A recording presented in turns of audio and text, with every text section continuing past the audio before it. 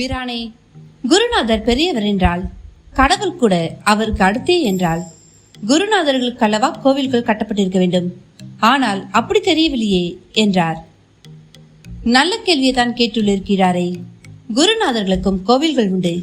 அவை ஜீவ சமாதி என்றும் அதிர்ஷ்டாசனம் என்றும் பிருந்தாவனம் என்றும் அழைக்கப்படுபவை ஆகும். இந்த குருநாதர்கள் நமக்கு கிடைக்கவே ஆலயங்கள் தான் காரணம். ஆலயங்கள் அனைவருக்குமானவை. ஆனால் குரு என்பவர் அவரை அண்டி இருக்கும் சீடனுக்கு மட்டுமே கடமைப்பட்ட ஒருவர் ஆவர். யாரும் எடுத்த எடுப்பில் குருவை இனம் காண முடியாது. அதற்கு அடிப்படை இறைபக்தி. அதை வளர்க்க காரணமானவை ஆலயங்களே. எனவே இறை பக்தியிலிருந்தே குரு பக்தியை அடைகிறோம். குரு பக்தியை அடைந்த நிலையில் தனியே இறை பக்தி தேவையில்லை. இருந்தால் தவறும் இல்லை. இப்படி பேசியபடியே குகையை வந்தடைந்தனர். போகர் பிரான் தனித்து வந்திருந்தால் மேகமலை குலுகை மூலம் பறந்தே வந்திருப்பார்.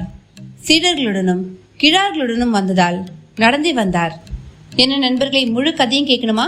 அதற்கான லிங்க் நான் டிஸ்கிரிப்ஷன் பாக்ஸ் மற்றும் கமெண்ட் பாக்ஸ்ல நான் மென்ஷன் பண்றேன்.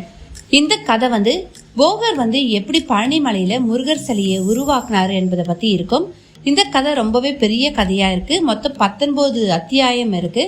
ஸோ எல்லாத்தையும் மெதுவா உட்காந்து கேளுங்க. கேட்டதுக்கு அப்புறம் கமெண்ட் பாக்ஸ்ல கமெண்ட் பண்ணுங்க.